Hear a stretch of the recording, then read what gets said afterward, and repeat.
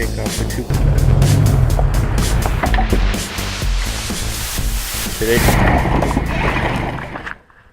I've brought the passenger side of the brakes to the same position as the driver's side. So the next step that I need to tack here is replacing the flex line. The new replacements I got are a stainless steel upgraded line.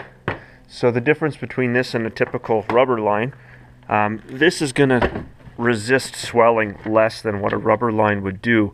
So in turn, that's going to make the pedal feel firmer, kind of give a sportier sensation when you push those brakes. It's going to feel a little more, it'll be a stiffer brake pedal. This is what something like this can achieve. So now to replace the brake hose, what you're going to do is now to replace the brake hose, what you're going to do is I always start by spraying these fittings down just to try to break the rust free. So I'm using a rust penetrating oil to try to lube that up and get it so it's going to operate here. For the Blazer, a 14 mil line wrench is the size of these hexes on those lines. And if it's not going to want to break free, you're definitely going to want to put 2 wrenches on that. Let's get this set up right here. So, better option is to use a wrench, but since I'm not keeping this line, I'm not really too terribly worried about it. Okay, so notice how the nut on the brake line is now moving, but the problem is it's moving the whole brake line itself. And if I try to twist that off, there's a chance I could break, or I could damage, or twist, or bend, or kink, or split that line. So I'm not going to mess with it too much. Instead, what I'm going to do, I'm going to actually remove the other end of the line off of the old caliper, and then I'll spin the whole hose off that way. And that way I'm not going to damage my existing line. And then I can put the new one on in the same manner by spinning it off. So these fittings here are on an 11 mil. Let me get my wrench set up here.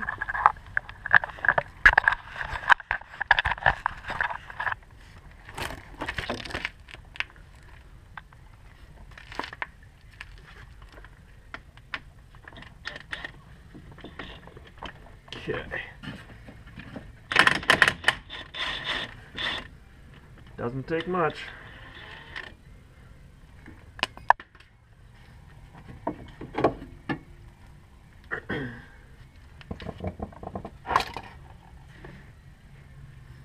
Okay, so all this brake fluid, now I'm going to have to clean it up. That was silly, I shouldn't have let it drop like I did, but sometimes it happens. So now I'm just going to thread this line off.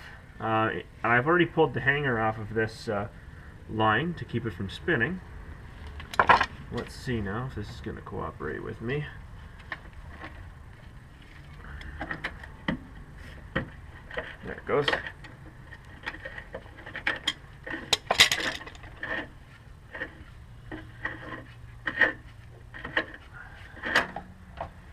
So my line is off.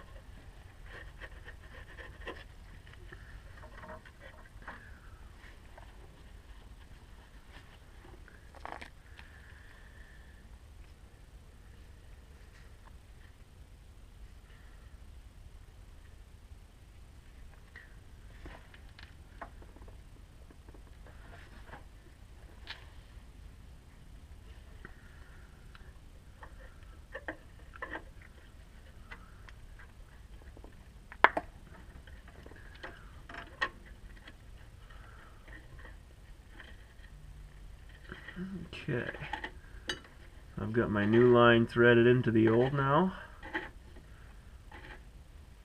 So I'm going to tighten this up with the wrench and get it ready for the next step here. Channel locks are not a wrench, I know. But this is a line wrench, if that makes anybody feel any better.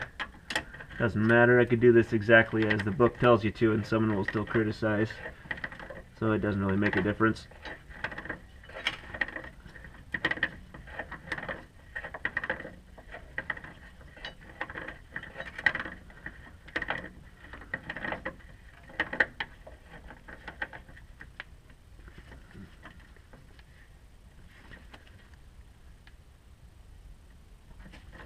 Okay.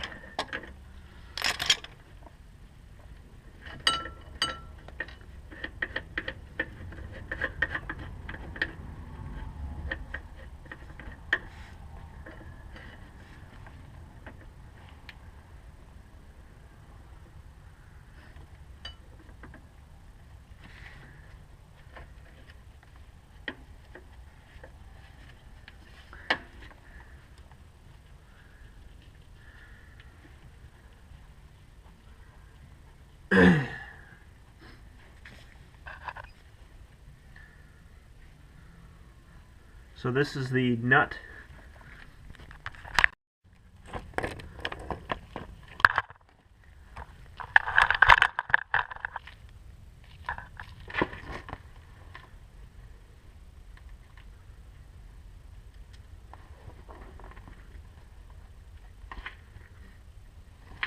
So the bolt off the caliper that holds the brake hose is a special bolt. It's actually got a hole through the center of it, and then an additional hole on the side here. That's what lets the brake fluid get into that caliper when you press the pedal. So that needs to be installed on the caliper. And when you purchase, typically when you purchase a new caliper or brake hoses, it's going to come with crush washers. So these go on the bolt, one on each side of the flared end here. So I've got one now on the bolt. Put the bolt through there, put the second crush washer on, and then this threads into the bottom of the caliper, like so.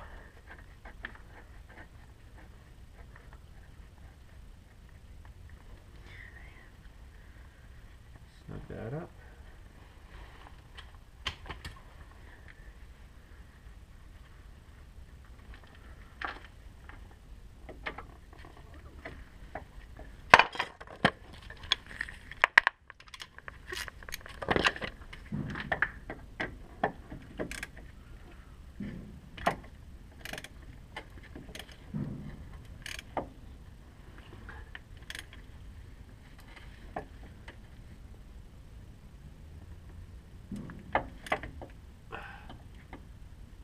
Alright, so that should be tight enough. Now we want to check for interference with that brake hose and the way it's positioned. So I've left the key in the ignition and the steering column unlocked, so that I should be able to rotate this and actually check what the clearance is on this brake hose and make sure that I'm not getting any mechanical interference or anything like that that might cause that line to be compromised. So let's rotate this and see how it goes.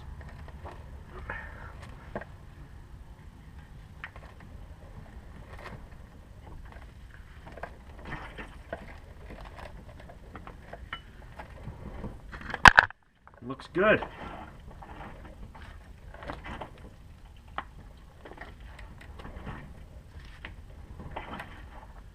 Sounds like lots of air in my steering box.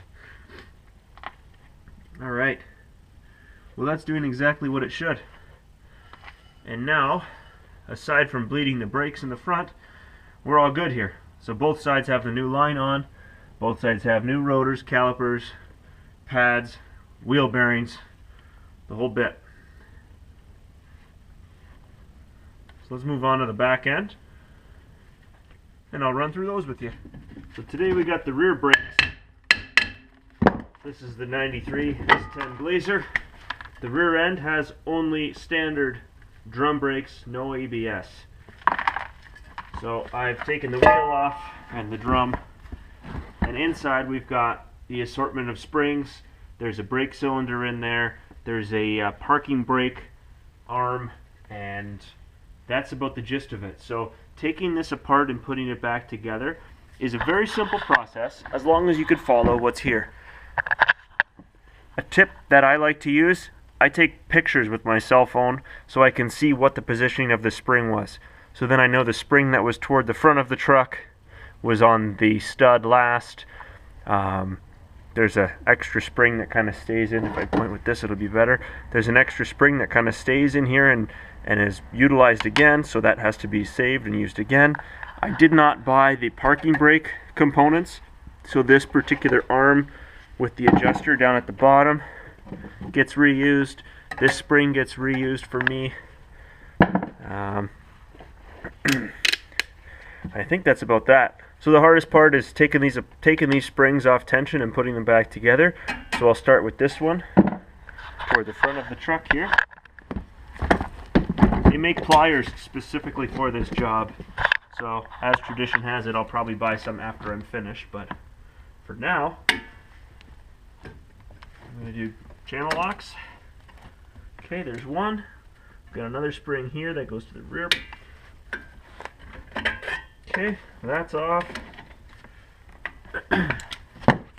Next, I'm going to take the pins out, and in order to do that, I normally get away with doing needle nose pliers.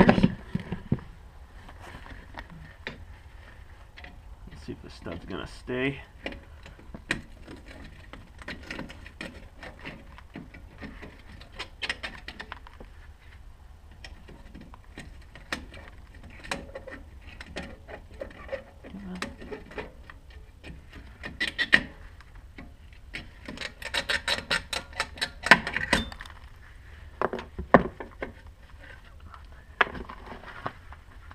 This pin out.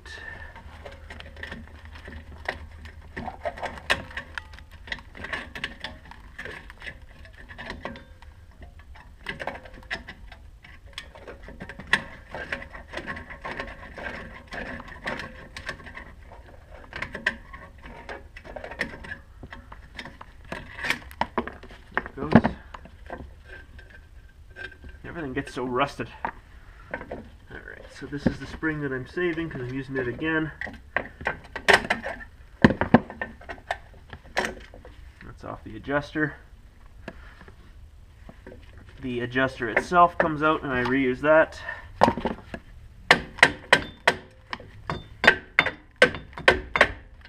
It is stuck.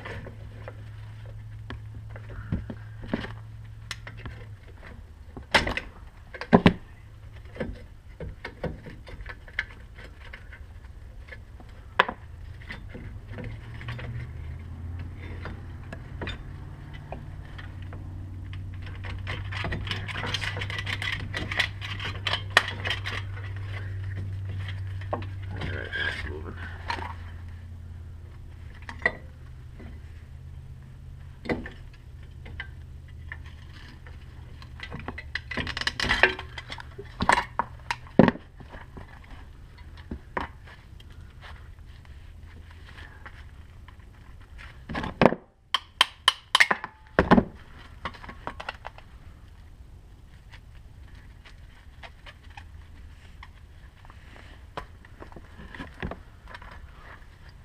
So this adjuster arm, that should move freely on the brake pad. Let's see.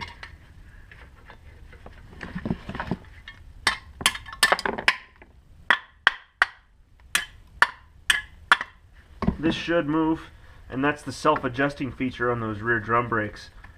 So you can see that this one was really tight. These brakes hadn't adjusted themselves in a long time. I suspect they haven't been grabbing for many years on the truck because the brakes have been fading.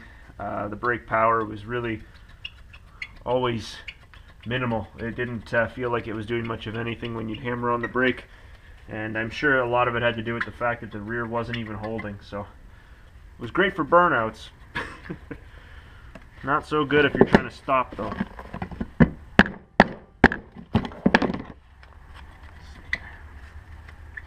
So I'm going to get this disassembled.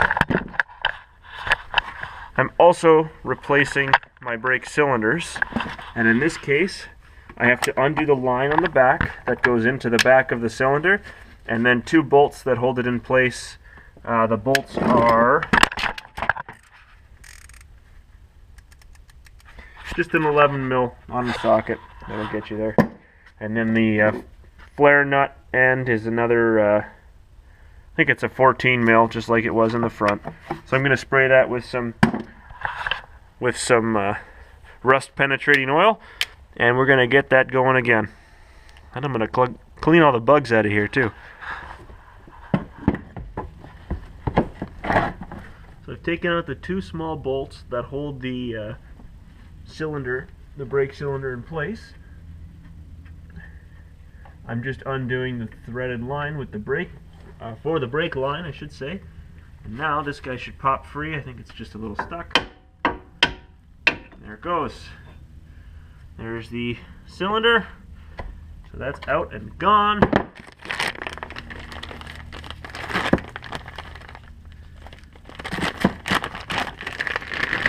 Brand new one is right here. They always ship with a boot cover to protect the interior, to keep it clean. So we're not going to put anything inside of her at this second. We're going to do that just as we're getting it installed. So just to prevent it sticking like the last one did, a little bit of NEC's definitely not going to hurt. It'll help keep the rust away as well.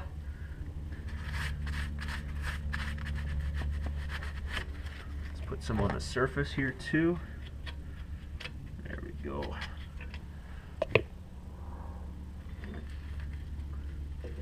And there she goes. So now the bolts go back. And I'm going to put a little bit of anti-seize on the brake line and on the flare nut fitting. So if I ever have to pull these apart, then I actually have an opportunity to get them apart without the line being stuck again. Alright. So that line is tight again. So now we're just about ready to put her back together.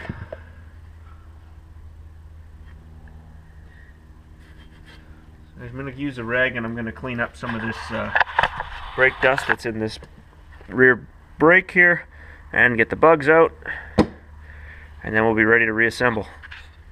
So this new brake pad is going in now. And I'm just following what the original setup was. Down one more. So these two have to be connected, that loop and this spring. And then there's a whole pile more stuff to go in this in position. Where's my chip box?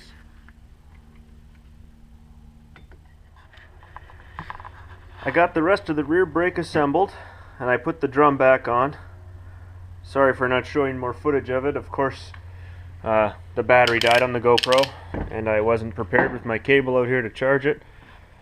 Plus, I was ready for lunch, but I wanted to finish what I was doing, and, you know, all that stuff. So now, looking on the rear axle, if we follow this brake line, that is where my flex line is for the rear end of the truck. So I want to replace that flex line with that new stainless line. What I think I'm going to do is lift the back end up a little bit higher and throw a few more blocks under there, make it safe, and that way I can be underneath the back end of the truck and replace that line. There it is on the windshield there. So I'm going to get this thing lifted in the air a little bit more, and I'll make it safe one way or another, and then we'll crawl underneath and see what we can do. So underneath the Blazer now, and we can see the hard line converting to the flex line right here. So I've got to remove this retainer. Let's see if I can't do this here with one hand.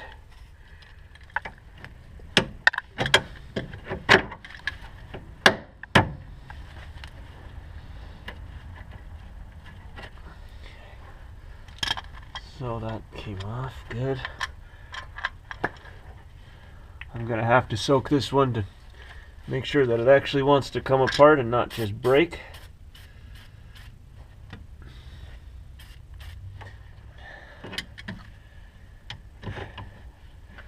Alright, I'm gonna have to let this soak for a little while, I think, because it is not wanting to cooperate with me at the moment. But I'm gonna keep working at it here, and I will get it off. It's a matter of a little bit of patience, I think.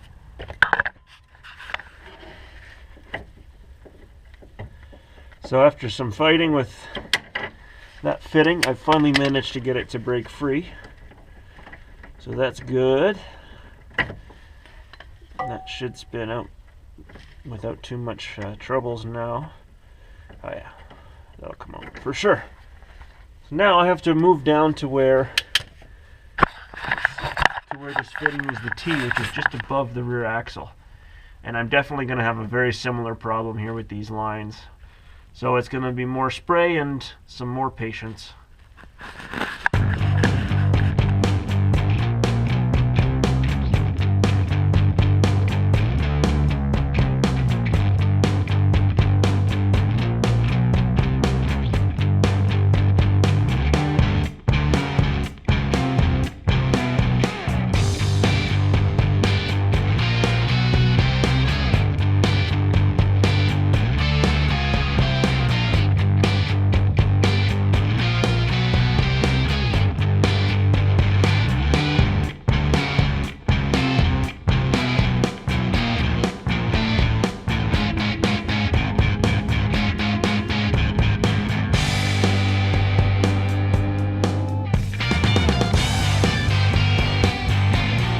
Took a little bit of patience, but I've got the new stainless flex line installed, and I wasn't too rushed there. I didn't break anything.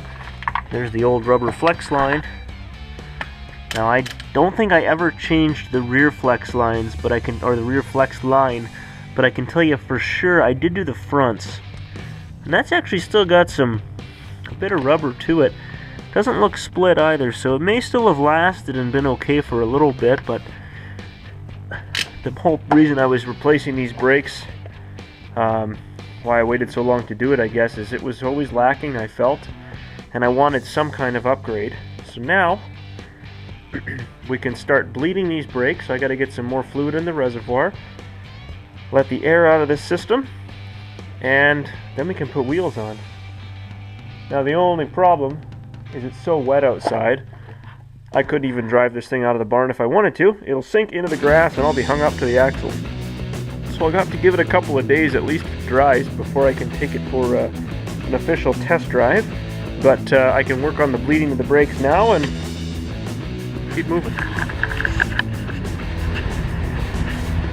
Well, I've got brakes on all four corners, and I got new fresh fluid inside. I've got new flex lines installed, and I've gone through and did a whole one-man bleed of the brakes.